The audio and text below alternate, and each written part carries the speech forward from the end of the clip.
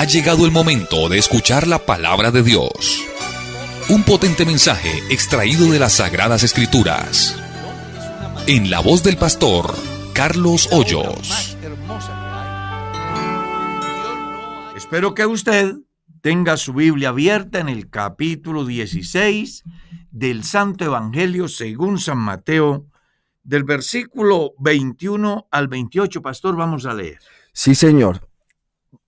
Versículo 21. Desde entonces comenzó Jesús a declarar a sus discípulos que le era necesario ir a Jerusalén y padecer mucho de los ancianos, de los principales sacerdotes y de los escribas, y ser muerto y resucitar al tercer día. Entonces Pedro, tomándolo aparte, comenzó a reconvenirle diciendo: Señor, ten compasión de ti, en ninguna manera esto te acontezca.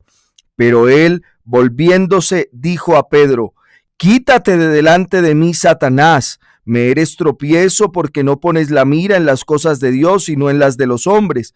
Entonces Jesús dijo a sus discípulos: Si alguno quiere venir en pos de mí, niéguese a sí mismo y tome su cruz y sígame.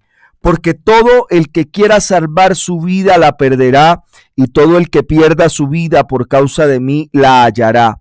Porque ¿qué aprovechará al hombre si ganare todo el mundo y perdiere su alma? ¿O qué recompensa dará el hombre por su alma? Porque el Hijo del Hombre vendrá en la gloria de su Padre con sus ángeles, y entonces pagará a cada uno conforme a sus obras. De cierto os digo que hay algunos de los que están aquí que no gustarán la muerte hasta que hayan visto al Hijo del Hombre viniendo en su reino. Una porción que nos da una enseñanza en diferentes campos muy importantes. Si nos detenemos a pensar en ella, encontramos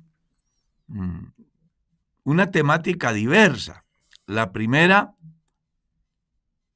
un llamado de Jesús a no ser tropiezo, ¿cierto? Podríamos titular esa enseñanza hoy: no seas tropiezo a nadie. La otra, un llamado a renunciar, porque de eso se trata la vida cristiana.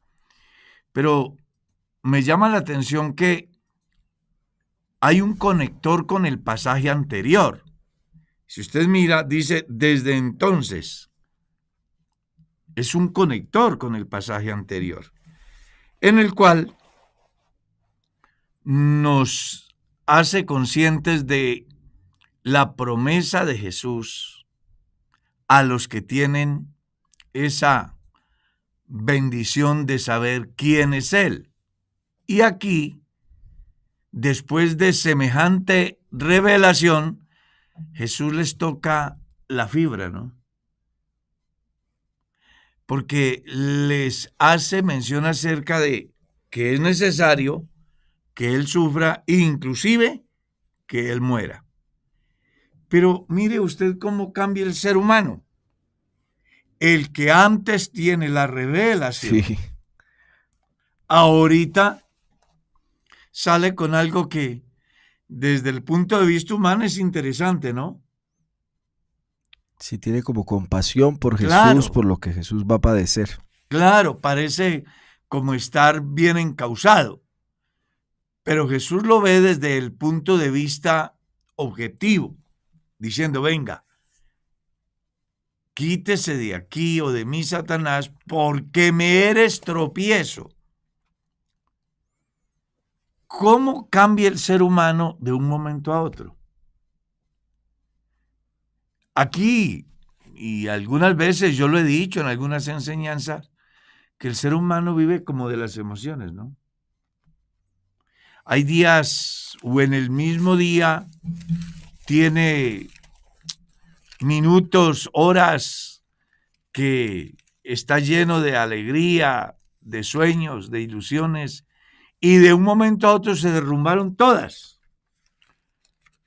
¿Cómo puede ser posible que aquí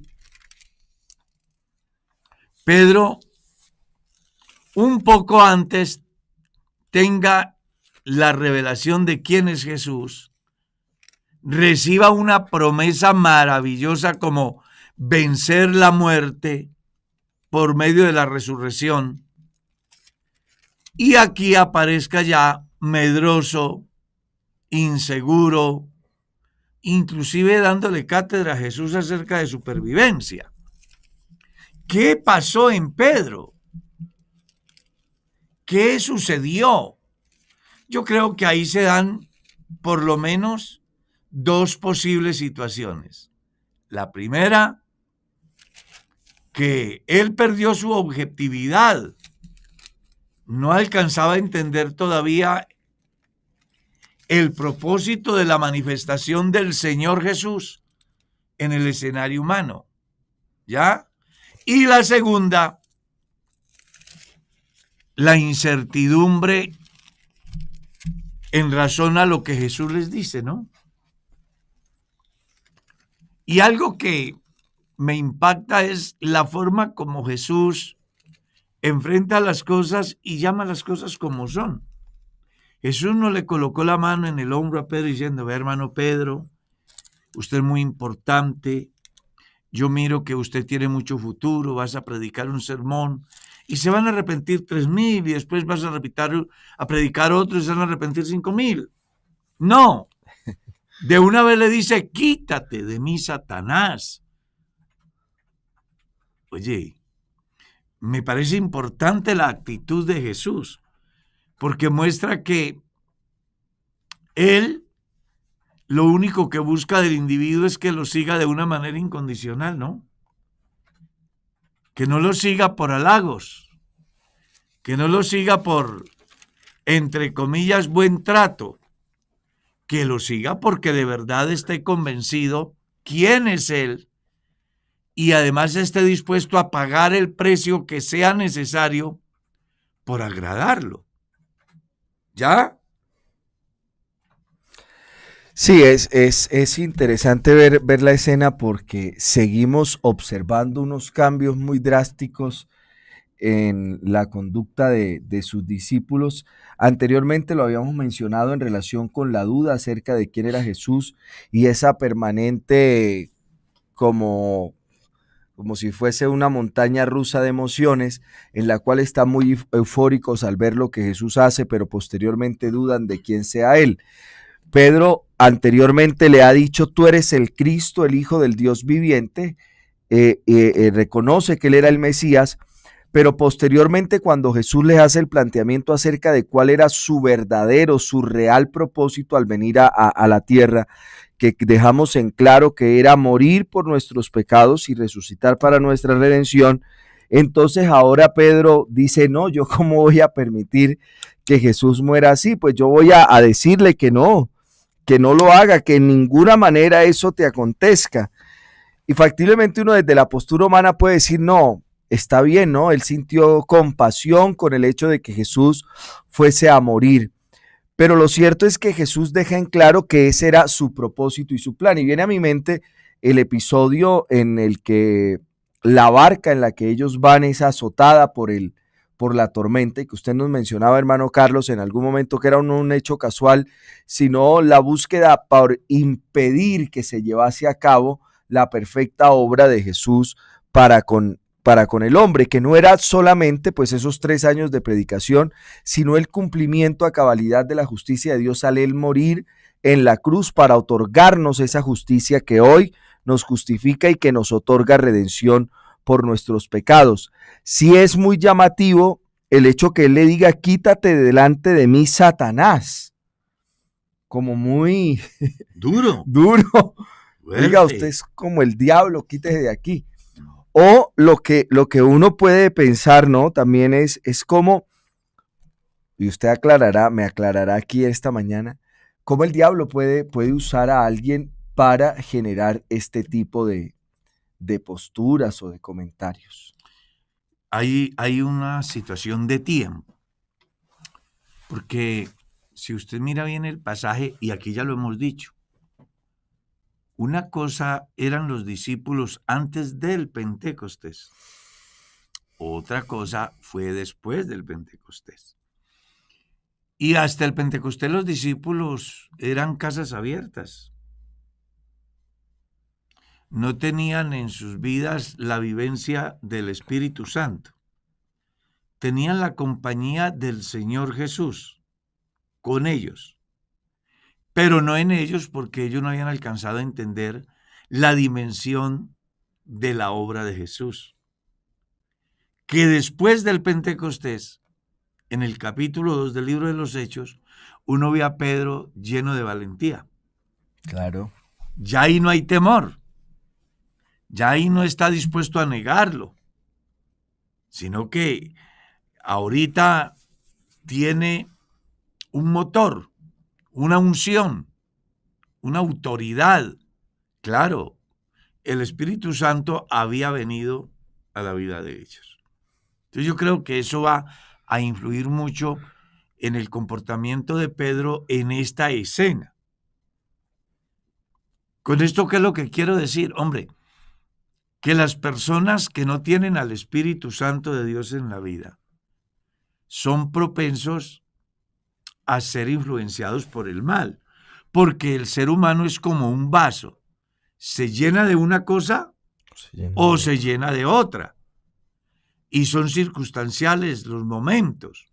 Entonces, creo que esto también nos da una enseñanza bien valiosa en el sentido de que hay que mantener la casa cerrada. No podemos nosotros pensar ser cristianos sin tener a Dios en la vida. No podemos nosotros pensar que estamos en condiciones de vencer el mundo con todas sus pasiones y deseos si no está el Espíritu Santo en la vida del hombre. Entonces es bien valioso esto porque debe de enseñarnos la urgente necesidad de que sea Dios quien dirija nuestras emociones, ilumine nuestro camino, maneje nuestro cerebro de tal forma que pues no hablemos cosas que van en contravía del propósito de Dios. Yo estoy seguro que Pedro, después del Pentecostés, no hubiera hecho eso. Encontramos a Pedro, después del Pentecostés, con problemas de carácter doctrinal, pero eso es otra cosa. Aquí la situación es simple. No tenía el Espíritu Santo obrando en sus vidas. Y por eso era una casa con la puerta abierta que podía ser influenciado por lo que veía de Jesús o ser influenciado por el enemigo buscando, entre comillas, una posible salida a esa tragedia que se avecinaba en la persona de Jesús. Otra de las cosas que me llama a mí la atención del pasaje es cómo Jesús acude al libre albedrío, a la voluntad del individuo. Porque una vez que le dice a Pedro, quítate de mí, Satanás, porque pues no tiene la mira puesta en las cosas de Dios, sino en las de los hombres, se vuelve a sus discípulos y les dijo, si alguno quiere venir en pos de mí. ¿Cierto? O sea, no debe de haber ninguna propuesta, venga de donde venga, que los pueda hacer desistir a ustedes si ustedes tienen ¿qué? Voluntad. Si tienen capacidad de tomar una decisión. Jesús no solamente le está diciendo ustedes deben de aprender esto, sino que también les está diciendo yo sé qué es lo que estoy haciendo, sé para dónde voy, cuál es el objeto de lo que estoy diciéndoles. ¿Ya? Humanamente Pedro tenía razón, pero en lo que es trascendental Pedro estaba equivocado porque desconocía la finalidad del mensaje de Jesús en el momento que se está dando. ¿Ya? Y entonces les hace un llamado. Si alguno quiere venir en pos de mí, niéguese a sí mismo. Enseñanza importante para el cristiano, que a veces estamos esperando que Dios haga todo, ¿no? No sé si usted habrá escuchado, yo estoy esperando que Dios me quite este vicio. ¿Sí ha oído eso? Sí. Yo lo he escuchado. No, pastor, es que yo tengo un vicio y yo estoy esperando que Dios me lo quite. Pues te vas a morir con el vicio. Dios no se lo va a quitar. Es usted el que tiene que tomar la decisión de dejarlo. Por eso él dice, si alguno ¿qué? Quiere. Tome su cruz. Aniéguese a sí mismo, tome su cruz y sígame. ¿Y qué es negarse a sí mismo? Es poner mi voluntad en favor o en contra de. ¿Cierto? Sí, negarse a sí mismo es como el abandono de mis anhelos, de mis deseos, decir no a aquello que me gusta, aquello que quiero, aquello que hace parte de mis planes, renunciar a estos, pues en favor de otros. De otros. Y hay ejemplos en la Biblia que usted encuentra en cantidades. Le gustaba a Eliseo el campo y los bueyes y los arados. Era Pero su una vida, vez, factiblemente. claro, no, es que esa era su vida. Pero ante el llamado, él lo deja todo. No espera que Dios se lo quite. Él sabe, él tiene, él evalúa y dice, es más importante esto que lo otro. Que es precisamente lo que uno mira en Abraham. No es bueno estar en su propia tierra con su familia. Y ahora se me dice que me vaya a un lugar que no sé para dónde. Hombre, pero él evalúa y dice, es más importante el llamado de Dios. El caso de cualquier cantidad de personas en el Antiguo y en el Nuevo Testamento. Si vamos al Antiguo, el caso de Moisés, ¿qué mejor que estar en el palacio del rey? Disfrutar de todos los privilegios. Pero viene un momento donde él tiene que tomar una decisión. Y la decisión es dejar, renunciar a ser hijo de la hija de Faraón. Es que dice Hebreos, ¿no? Claro. Y preferir los vituperios de Egipto. Sí. Claro, es que ellos entendían que ante varias ofertas hay una mejor. Y esa es la que debe de llevar al hombre a tomar decisiones que inclusive van en contravía de lo que yo quiero. Que eso es lo que Jesús está diciéndoles aquí. Si alguno quiere venir en pos de mí, niéguese a sí mismo, tome su cruz y sígame. En el capítulo 1 del libro de Isaías, uno encuentra que después de todo ese sermón que Dios les da a través del profeta al pueblo, los convoca y dice, vengan y estemos a cuentas. Si vuestros pecados fueren como la grana, como la nieve, serán emblanquecidos. Si fueren rojos como el carmesí, vendrán a ser como blanca lana. Pero hay una condición. Si ustedes quieren. Si quisieres y oyereis. Me hace ver que Dios respeta esa autodeterminación del individuo para que el hombre elija el camino que le parece, no el que Dios le impone, porque Dios no le impone a nadie nada. Así es. ¿Cierto? Pablo, escribiendo a Tito, le decía, la gracia de Dios se ha manifestado para salvación a todos los hombres, y les da una enseñanza. ¿Cuál es la enseñanza, pastor? Que renunciando. Que renunciando. ¿Dios lo obliga o es el individuo el que No, tiene es que el individuo el que toma la decisión. Venga, ¿y por qué vamos a todo esto? Para que el cristiano madure, deje de ser niño, deje de pensar de que se va a acostar pecador y va a amanecer santo. No, usted es un pecador que logrará sus sueños en Dios dependiendo de la decisión que usted tome. Eso es todo. La oferta está. Siempre hay oportunidad para lo malo, pero también hay oportunidad para lo bueno. A usted el diablo no lo obliga a hacer lo malo. Le hace su oferta. Sí. Pero usted es el que tiene que tomar la decisión. Dios no lo obliga a ser cristiano. Está la oferta.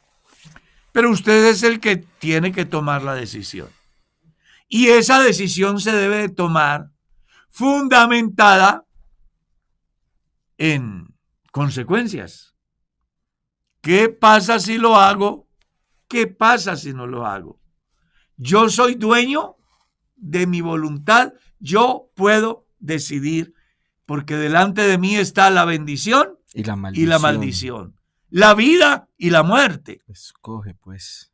Ahí dice Dios, mire a ver. Escoge, pues, le dice. Claro. Y al final le da un consejo adicional, ¿no? Ah, sí, le hace como una nota de pie de página. Sí, señor. Escoged el bien para que viváis. A mí me encanta eso, porque me lleva a pensar en esa doctrina tan importante del nuevo nacimiento, donde en Romanos capítulo 6 dice que el hombre que recibe a Jesús y es bautizado en Cristo Jesús, lo debe de haber hecho consciente de que sepulta el hombre viejo.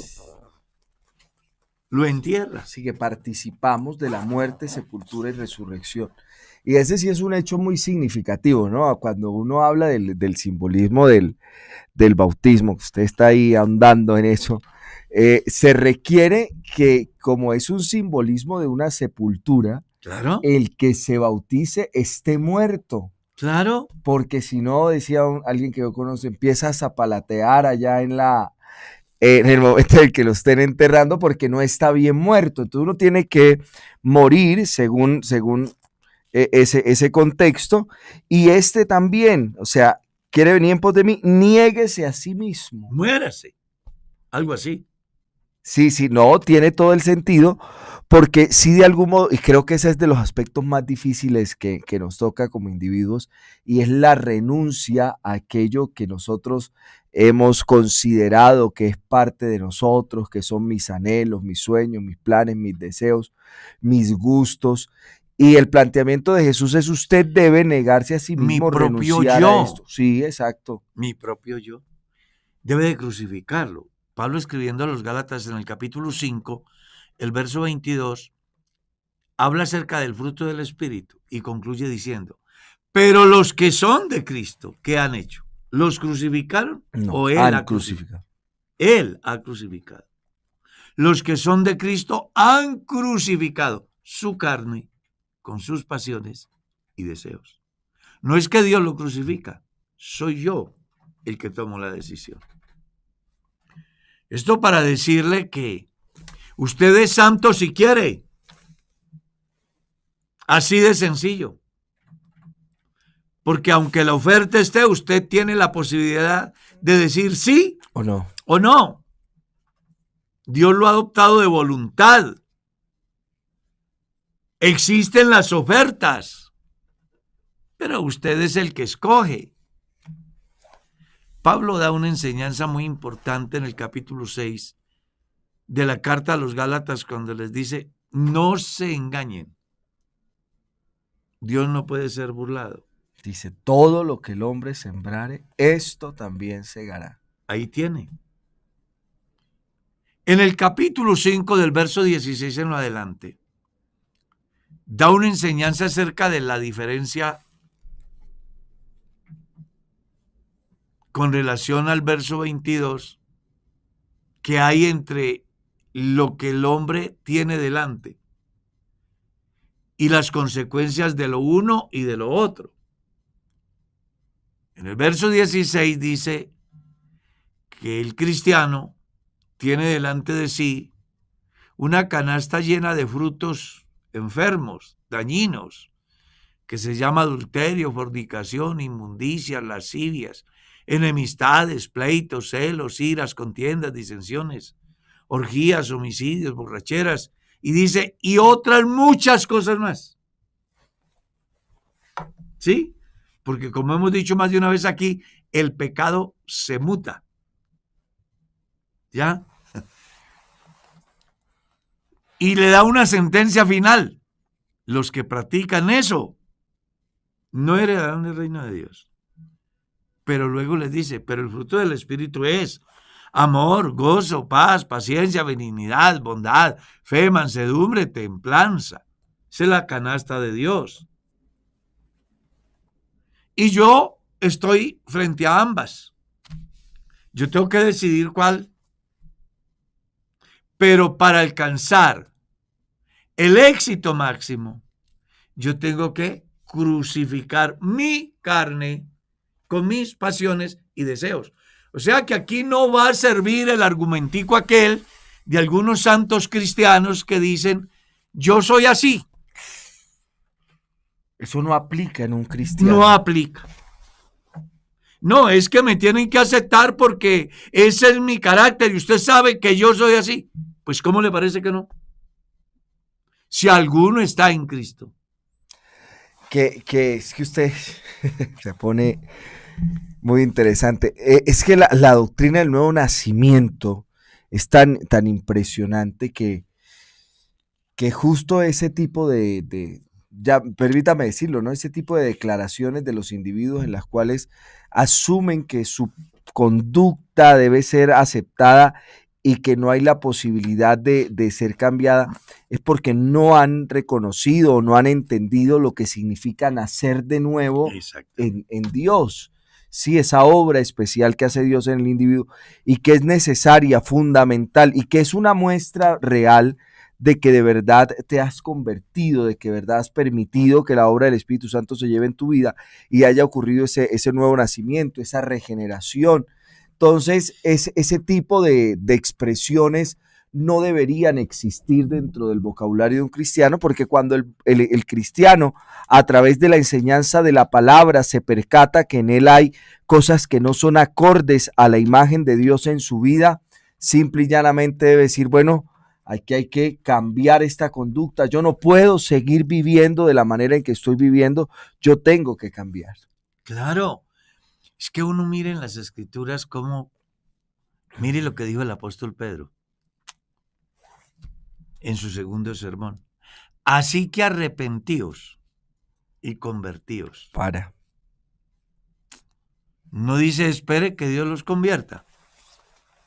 Espere que Dios los obligue a arrepentirse. No. En el verso 38 les dice arrepiéntase. Y ustedes tienen que tomar una decisión de bautizarse en el nombre de Jesús. Esto para decirles que aquí en Dios no existen las justificaciones con relación a nuestros malos comportamientos basados en el pensamiento de mi carácter. Uno mira a un Juan y a un Santiago en su naturaleza, violentos. ¿Cómo era que los llama los hijos del trueno? Los Boanerges. Los Boanerges. Y una enseñanza que la llamé no sea tronado. Así llamé la enseñanza. Porque esa era la forma de ellos ser. Pero luego usted ve a Juan. Ese Juan que es explosivo, que es intolerante, ahorita lo encuentra hablando del amor. En toda su extensión habla del amor. En toda su extensión. Y uno dice, venga, pero ¿cómo cambió Juan tan rápido? ¿Qué le ocurrió? ¿Qué le pasó? ¿Qué le pasó a Juan? ¿Por qué frente a los samaritanos los detesta y quiere meterles candela? Y ahorita está diciendo que amemos, porque el que no ama no ha conocido a Dios, porque Dios es amor. Imagínese usted. Un Pablo, enemigo, perseguidor, que dio el voto inclusive para que Esteban fuera al martirio. Y después, ya no vivo yo, Cristo vive en mí. Hombre, quitémonos de la mente ese pensamiento carnal, natural, que le dice a usted que hay que aceptarlo como es porque usted no quiere morir al mundo, no quiere renunciar a su yo. Ha llegado el tiempo de crucificarse. no que lo crucifiquen. Usted tome la decisión. Así como cuando uno va al médico y después del diagnóstico el médico le dice, mi estimado, si quiere mejorarse, tiene que hacer esto, esto y esto, o tiene que dejar de hacer esto, esto y lo otro. Y usted, en aras de tener una buena salud, aunque sea lo que más quiera, dice, no, primero la vida. Deja todo. Pues aquí hay un llamado de Dios muy interesante para que usted sea feliz aquí y también en la eternidad. Pero le hace saber que tiene que dejar, que tiene que renunciar, que tiene que crucificar, que tiene que sepultar. Pablo escribe en una de sus cartas y dice, los que son de Cristo han crucificado su carne con sus pasiones y deseos. Eso es lo que dice. Entonces aquí, yo espero no volver a escuchar a los cristianos decir, es que así soy yo. No, diga más bien, así era, porque yo soy una nueva criatura en Dios. La nueva creación de Dios. Y eso será posible si usted se dispone como el barro en manos del alfarero. Entre al taller del maestro y permita que él comience a cambiar el eje sobre el cual funciona todo su sistema, que es el corazón. ¿Lo recuerdas? El profeta lleno del Espíritu Santo dice que Dios está en condiciones de darles un corazón nuevo y un espíritu nuevo, pero va a depender de la posición que yo tome frente a las dos ofertas, la buena y la mala. Dependiendo de mi decisión, el milagro se va a hacer. Yo estoy a la puerta y llamo. Si alguno oye mi voz y abre la puerta, yo voy a entrar a él, voy a cenar con él y él va a cenar conmigo. Pero hay una condición, abrir la puerta. Y que en ese texto llama la atención que lo escribe a la iglesia, ¿no? Exactamente. No es algo dicho a alguien que no conoce a Dios, sino a alguien que lo ha conocido y que es particular eso, ¿no, hermano Carlos? Usted que lo toca, o sea, Jesús estaba afuera, ¿no? Y era la iglesia. Claro, y ellos decían que tenían a Jesús. Es que eran vanidosos. ¿Eran creídos? Claro, decían, somos ricos, de nada tenemos necesidad. Tenemos la mejor visión. Aquí está el laboratorio donde se produce el mejor colirio del mundo. Tenemos la fábrica de textiles más importantes que hay en Asia. Aquí lo tenemos todo. Y se les aparece Jesús para decirles miserables, ciegos, pobres, desnudos. Tremendo, ¿no? Tremendo. A tal estado de que él golpea la puerta y les dice, vea, me tienen afuera. No, de los que Pablo habla, ¿no? ¿Y qué estará pasando cuando uno supone que Jesús está dentro y está afuera? Pues es ese cristiano que no despega, que cualquier cosa le afecta de manera negativa, que es conformista, que dentro de la comunidad cristiana es neutro. No sabe, como dice el dicho, tomar una decisión. Son personas estancadas, que no se les ve la felicidad del Espíritu en su vida, ni la alegría de oír la voz de Dios. Hay gente que viene a culto y en vez de alegrarse por el privilegio, muestran el desánimo, la inconformidad con la palabra. De todo hay. Pues necesitamos que los que escuchan este programa asuman el rol de verdaderos cristianos, conscientes de que hay que pagar precio. Y no importa cuál sea, lo importante es poder decir que somos de Dios, que tenemos de Dios, que vivimos por Él y para Él, que más allá de todo lo que esté en nuestro entorno, no puede quebrantar nuestra voluntad inquebrantable. ¿Ya? Con relación a nuestra vocación, porque somos hijos de Dios. Vea, yo estoy seguro, pastor, que muchas personas alcanzan a ver, pero no alcanzan a entrar. ¿Ya? Es decir, tienen el conocimiento, pero no lo practican, que es lo que se plantea en San Juan 3.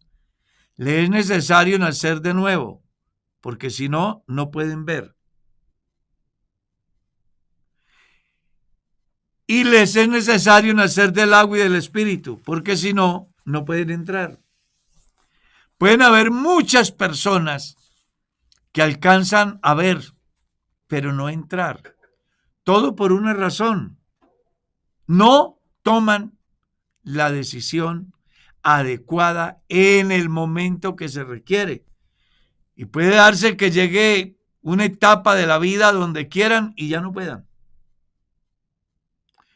Me encanta mucho ese himno 16 del himnario Lluvias de Bendición, ¿lo recuerdas?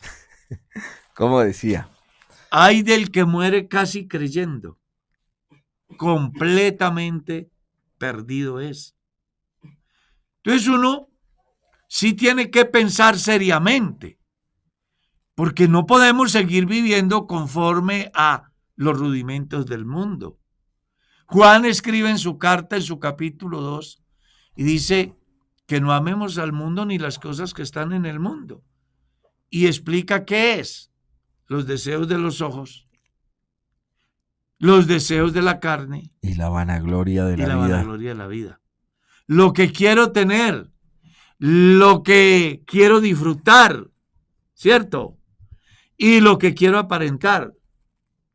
Son tres cosas que reúnen en sí el sistema pecaminoso del mundo, dentro del cual los cristianos estamos, pero que tenemos una ventaja que no tiene el hombre común y corriente, y es que tenemos a Dios, tenemos el Espíritu Santo que nos guía, tenemos la palabra que es la hoja de ruta, tenemos el martillo que siempre, todos los días, está ahí diciendo, por ahí no es. Es que realmente yo no he podido aceptar el que un cristiano diga que se aparta del evangelio. Yo me aparté del evangelio, yo iba allá. Yo no entiendo eso. Yo no entiendo eso. Yo acepto que un cristiano se equivoque, que un cristiano inclusive tropiece y caiga, pero que siga ahí, en esa condición, no puede ser. Es tiempo de levantarnos. No importa que haya tocado fondo. Levántese, usted tiene voluntad. Si usted valora más su salvación, su eternidad, que lo que el mundo le ofrece, pues hombre, creo que tienes que estar demasiadamente ciego para no tomar la decisión. Porque aquí es de decidir. Y ese es el mensaje de Jesús. Si alguno quiere venir en pos de mí, niéguese a sí mismo, tome su cruz y sígame. ¿Cuál cruz? Eso que nos parece a nosotros difícil de dejar, ¿cierto? Y que en un momento determinado la oferta de Dios se nos hace una carga difícil de llevar. No, es que ser cristiano es muy complicado porque tengo que dejar esto, aquello y lo otro, porque tengo que soportar aquello y lo otro, porque tengo que aguantar aquello y lo otro. Bueno, esa es la cruz que tiene que llevar. Aclaro, sí quiere. Eso es si quiere. Y da una enseñanza a Jesús maravillosa, porque coloca al hombre a valorar. Mire lo que les dice, porque todo el que quiera salvar su vida, la perderá. La perderá. Y todo el que pierda su vida por causa de mí, la hallará. Estamos frente a una situación muy interesante. ¿Perdemos la vida y nos salvamos? ¿O ganamos la vida y nos perdemos? ¿O ganamos la vida y nos perdemos? Eso es muy interesante, ese juego, ¿no? Sí. Porque para el hombre carnal, el hombre que no ha podido aceptar la realidad bíblica, la vida es la diversión, la vida es el placer, la vida son los deleites, la vida es todo lo que está aquí, ¿cierto? Pero para el cristiano, el verdadero cristiano, La vida es el cielo. La vida es la santidad. La vida es la oración. La vida es la obediencia. La vida es el aceptar mi condición dependiente absolutamente de Dios. Porque hay dos maneras de ver la vida. Hay unos que la vida solo es para ellos dinero, placer, diversión, tener, llegar a alcanzar, trascender en el escenario de la política, de la farándula, de los bienes materiales. Pero hay otros que pensamos diferente. La vida es tener a Dios, es disfrutar de sus gracias, es experimentar su poder transformador, es poder contar con esa luz que cada mañana nos ilumine el sendero, es tener esa meta, es mirar ese blanco, es encontrar en Dios las respuestas a todos nuestros interrogantes. Hoy sí que necesitamos personas que miren de verdad con ojos espirituales el futuro, no solo inmediato, sino eterno. Y de usted depende salvarse o perderse. Porque eso es lo que Jesús dice. Porque todo el que procure salvar su vida, la va a perder.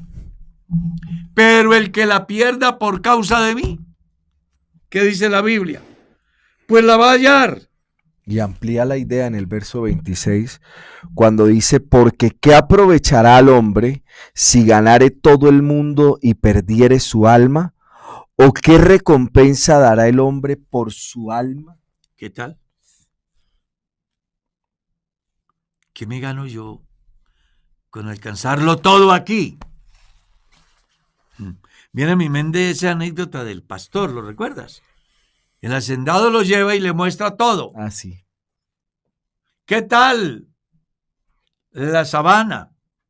Hermosa. ¿Qué tal la yucalera? Linda. ¿Qué tal el hato de ganado? Precioso. ¿Qué tal la caballeriza? Muy lindo. ¿Qué tal la casaquita? Muy bueno. Pastor, ¿usted qué tiene aquí? Nada. Pero luego el pastor le devuelve la pregunta. Señor hacendado, ¿y usted qué tiene arriba? ¿Y qué dijo el rico? Nada. Había una diferencia, la decisión, la visión. ¿En qué había fijado su proyecto de vida? A veces a nosotros se nos olvida que somos eternos a partir de un principio y que esa eternidad, sea para bien o sea para mal, la definimos aquí, escuchando la voz de Jesús que sigue diciendo, si alguno quiere. Y ese ejemplo, ¿no? ¿Qué aprovechará al hombre si ganare todo el mundo? Es un llamado a que elija bien. Es un llamado a que rinda su vida a Dios. Es un llamado a perder la vida por causa de Él. Creo que aquí es lo de valorar. Delante de mí hay 2 canastas llenas de frutos y yo tengo que establecer la diferencia y escoger la que mejor me parece, siendo consciente que ambas traen consecuencias. Sí. Ambas. Lo que yo quiero o debo de aprender a hacer es escoger la que me traiga beneficios, no solo aquí, sino los beneficios que son eternos. Y mire lo que dice el verso 27, porque el Hijo del Hombre vendrá en la gloria de su Padre con sus ángeles, y entonces pagará a cada uno conforme a sus obras. De cierto os digo que hay algunos de los que están aquí que no gustarán la muerte hasta que hayan visto al Hijo del Hombre viniendo en su reino. Pero quiero detenerme en 2 textos muy importantes antes del último, que es en el texto 25 y el texto 26, texto 26 y texto 27. Sí, señor. Porque en el 26, como decía usted, amplía la importancia de seguir a Jesús. haciendo una comparación. ¿Qué me gano con ganar todo el mundo y perder el alma? Nada. Y luego le explica en el verso 27 un evento que llega, que es ahí donde vamos a ver el resultado de la profesión de nuestra fe, porque Él dará a cada uno acorde a lo que haya hecho. Salomón decía eso en el capítulo 12 del libro de Eclesiastés. El fin de todo el discurso oído es este: teme a Dios y guarda sus mandamientos, porque esto es el todo del hombre, porque Dios traerá juicio toda obra que el hombre haya hecho, sea buena o sea mala. Y lo dice Salomón, ¿no? Y lo dice Que es Salomón. una voz autorizada para hablar de lo que uno considera la cumbre en la vida del hombre en distintos aspectos, ¿no? El dinero, el poder, el placer con el sexo opuesto, bueno, aunque él pues tanta cosa que experimentó, y él da una, o sea, es decir, él no está hablando desde lo que le han contado, desde lo que supone, no.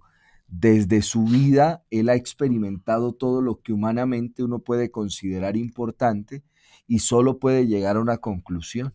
Pues imagínate, ¿a qué no tenía sexo Salomón? Sí, señor. El libro de Eclesiastés es un libro que se llama el libro de la realidad. Yo lo llamo así porque comienza diciendo vanidad de vanidades. Todo.